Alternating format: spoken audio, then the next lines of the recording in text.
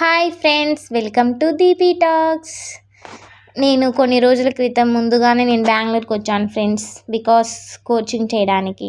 నేను Python full stock coaching చేస్తున్నాను. మాకు అక్కడ మా సార్ వాళ్ళు చెప్పే టాపిక్ని నేను డే బై డేగా మీకు పోస్ట్ చేస్తాను. ఇది డే 1 క్లాస్. సో మనం ఇంకా టాపిక్లోకి వెళ్ళి చూద్దాం. ముందు what is HTML? HTML standard for Hypertext Markup Language. The full form of HTML is Hypertext Markup Language. HTML is used to create a web pages. అంటే మనం HTMLని యూజ్ చేసి వెబ్ పేజెస్ని క్రియేట్ చేస్తాం. For example Google, Amazon, Myntra, Meesho, Flipkart అన్నీ మనము HTMLని use చేసి build చేసామండి.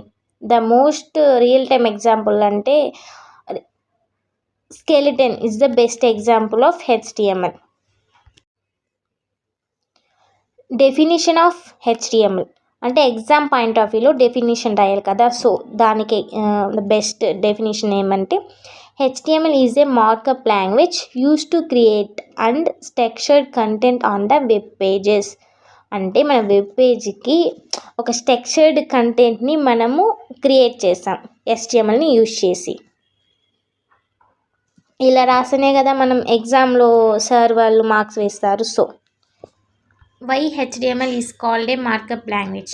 Because it's used a tag to mark content. like ఎందుకు HTML markup language అని అంటారంటే దీనికి 4 ట్యాగ్స్ అనేది యూజ్ చేసి స్ట్రక్చర్ క్రియేట్ చేస్తారు కాబట్టి HTMLని మార్కప్ లాంగ్వేజ్ అంటాం.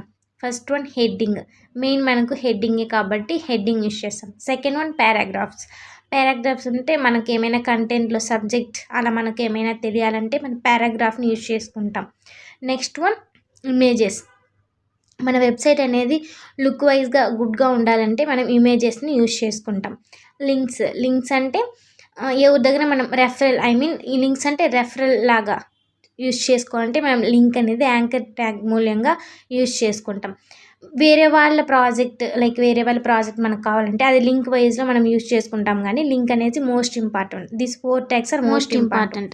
Types of HTML tags. First one container tags, having opening and closing tags. అంటే both opening and closing tags ఉంటే దానిని కంటైనర్ ట్యాగ్స్ అంటారు. ఇక్కడ చూడండి H1 ఓపెనింగ్ ఉంది, H1 క్లోజింగ్ ఉంది, మిడిల్లో ఏమో కంటైనర్ ఉంది.